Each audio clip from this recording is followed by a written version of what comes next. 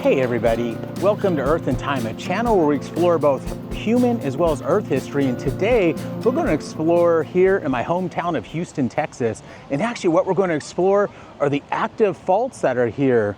Yes, you heard me correct. There are active faults in Houston. Now, these aren't faults like you think of along the San Andreas Fault, right, where you have these big earthquakes possible. But we do have faults here that are continuously moving, and I want to tell you the story about those. So let's get to it. All right, so I moved down towards west of downtown. So I'm right by I-10 and Beltway 8 for those who know this area. And the first stop we're going to make is along the Longpoint fault zone. Before we get too far along, let's do a quick review of the types of faults. There are three main types of faults. There are strike slip faults, which is like the San Andreas fault zone. There are thrust faults, which are going to be more similar to what you see that are building the Himalayas, where you have contractional events or the types of earthquakes that are created in places, also California, but mostly in places like Indonesia. And then there are normal faults, which are what we're looking at here, which is where one side drops down relative to the other. So all the faults we're talking about today are known as normal faults. And not just normal faults, they actually call them growth faults because they're faults that are continuing moving and being filled in by sediment. And they're related to some very special geologic features here in the Gulf Coast region. And I'm actually at where Westview and Gesner intersect. And the reason I came here is this is an area where the fault crosses through this section. And we're going to actually follow that fault system from here at Westview, Gesner, and work our way down through the various neighborhoods, heading towards the east. I'm going to pull up my phone here, and if we take a look where the green and red lines are there, crossing through Gesner, and that's Westview right there, we're actually along the fault zone, and you can see that on this map. This is called LiDAR, and this is a way to take off all the surface features like houses and plants to really see what the topography looks like. And this is from a publication I'll link down below. But what I want to point out is where we're sitting right here at Gesner and Westview is right behind me, and we can actually see the fault scarp. Although it's very subtle, if I crunch down a little bit, there's about 2 feet of elevation change from where I'm standing at down to the white shed or trash bin down there. So we'll take a look at this from another direction as well. If I follow that fault line across here and I move all the way through, that fault starts running right through a residential area, and all these houses along this fault zone have damage because this is an active fault zone. So not active like we think of with things like the San Andreas fault zone, where you get these major earthquakes that, you know, can do a lot of damage in the city. These still can damage local areas and are active. So at one time, the faults here were moving roughly a half an inch to an inch a year. That has now subsided because of water conservation. And there's some areas where you can really see this offset very well. So we're going to circle back around where I was looking from on top of the fault scarp, looking down. So what I want to do is I'm actually looking along what we call the strike of the fault, or the direction it's going. We can see this dip from up high and drop down low. You can actually see it in the concrete back behind you. See how it's about, I don't know, a foot taller at the end there, and it moves up and gets about, you know, even with it, with the slope, and then the slope goes maybe another foot higher. So there are about 2 feet of vertical change here related to the faulting right through this parking lot. So if I take a look over here and I take a look at that fault plane, so if I try to figure out where it goes, it's going to cut across this road underneath here, and it's going to go right towards the parking lot between Taco Bell and Wendy's right there. In fact, you can still see there's a slope that occurs, and you can see how heading into that apartment complex, I worked my way across the street to that Taco Bell parking lot, and I just want to show another view of the offset that's happening here. In fact, you can actually see a couple areas where there's significant offset related to this fault running through here. One is you can see the rooftop here of the carport dropping down, but also if you look at the corner of this building, look how there's separation of the gutter and the roof as you move from the right to the left. And I don't know if that's related to the faulting, but the fault does run right through that corner there, and I have to wonder if it has something to do with it. Pretty interesting. What's also interesting is I've lived in this area for about 20 years now, and I didn't really know much about the faulting here, which is something I read about fairly recently, and I wanted to share with you all. We don't think about faults when we think about places like Texas. We think about places like California. We think about places like over in Indonesia, places that have these huge events that make the news. The faults here really don't make the news unless somebody's pipe bursts from that slow movement. So I thought it was interesting to share with you all the story about this and also what it means for the geology here and what it tells us about the geology. So we're starting to see the first evidence of this faulting. Now, again, these aren't faults that are creating earthquakes, but they are faults that are creating damage. So as these faults are creeping and moving very slowly, at one point up to about an inch a year, maybe a little bit more, they actually slowly subsided one area relative to the other, which means if you had a house or you had a business or a structure on top of it. So what does this mean? So it means that these things are moving slowly, but they do create a lot of damage, but it happens slowly, very slowly. You start developing cracks. You'll start maybe getting a little bit offset in your pipes. You'll see those cracks in your foundation and your walls. And we're going to see if we can see some examples of those as we continue along the Longpoint fault system. Move down the road down Westview, and I've been following the Longpoint fault, and at this spot, you'll see this truck drive down just a little bit. There's actually a little bit of a slope that cuts right through here.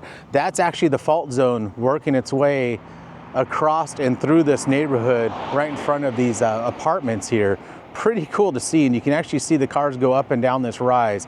So it's about a 2-foot difference from what we call the footwall, which is the high side, to the hanging wall, which is the low side. So the whole fault is dropping down towards me right now. I'm on the down thrown side of the feature.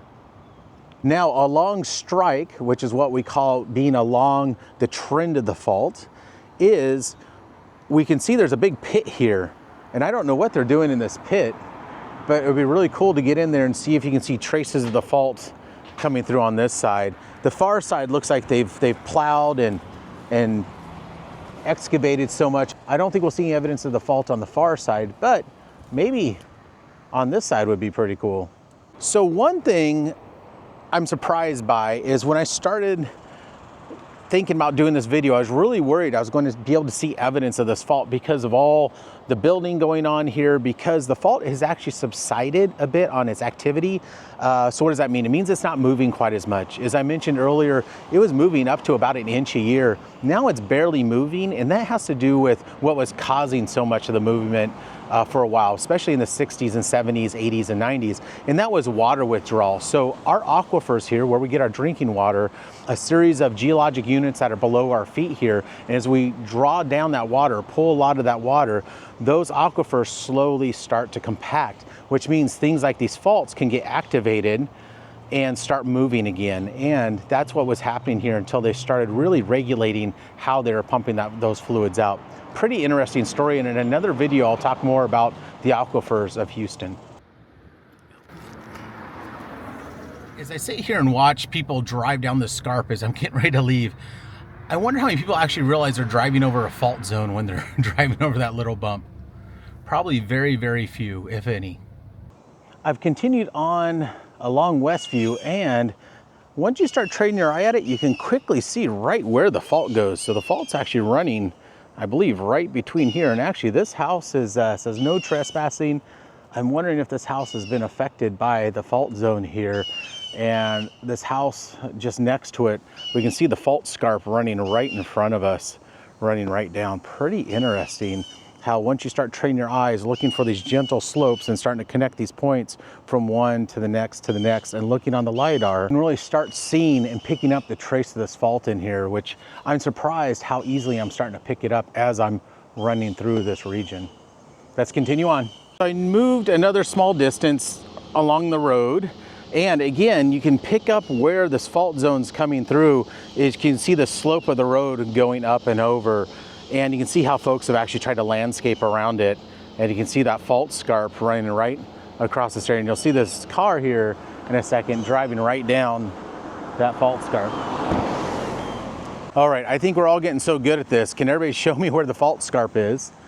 I am now on the down thrown side again. So again, we call this the hanging wall side, and we can see where the footwall side is on the up thrown section. So let's go ahead and walk across this fault zone.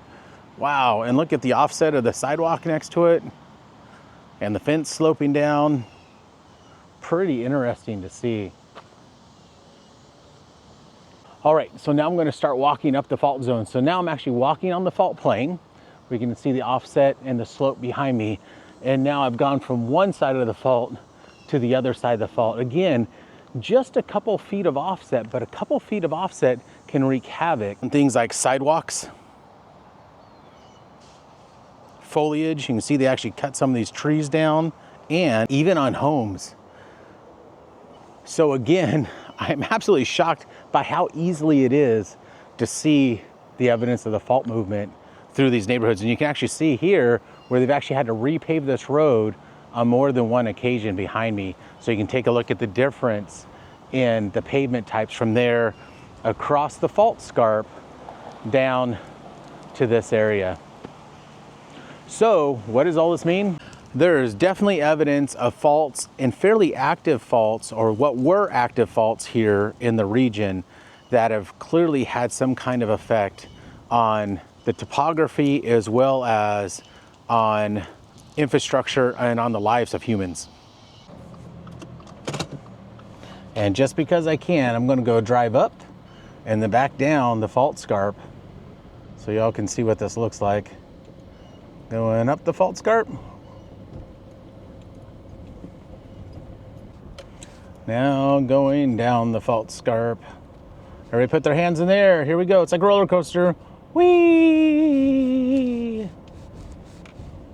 So I worked my way just south of Westview, and this is where you can see the fault just takes a hook or a bend through here and actually comes right through this area. In fact, you can see a little bit of the topography in front of me, and I imagine there were probably homes here at one time that probably had to be demoed due to the movement along the fault for safety reasons. And one of the things I try to cover in this video is where both Earth and human history both intersect each other. And this is a great example of that, where there were homes here at one time, and I'm guessing that they were taken down because of the fault that runs right through here. And you can actually see the scarp right behind me. From the site, the fault actually hooks through and continues back up towards Westview. So now I'm on the footwall side of the fault, so I'm on the high side, and we can actually see how it comes across the road in front of me at basically an oblique angle, or an angle, and you can see how it's a little different than the topography at some of the other places we've crossed. Here, because it's cutting across at a diagonal, it's actually really warped and kind of twisted the concrete here, and we'll see as this car goes down, you'll see it'll drop down the little hill there. It's not a smooth, straight drop like some of the other places we've seen. We've basically seen straight across the fault zone, right? We've been able to walk cleanly, more or less, from the hanging wall side to the footwall sides, from low to high. Here, it's definitely at a bit more of an angle going down that slope. One thing the Longpoint fault does is it takes us right to somewhere where I can have a quick break and grab some food. So the next stop is, sometimes during the filming of these videos, trying to look at earth science topics or history topics, I find something so unique and unusual that I have to stop and share it with you. And these are one of those instances. So I had to pull over, and I need to share this really unique decor at this house. Check this out. I'm driving by and I see this Olaf, these Chippendale statues.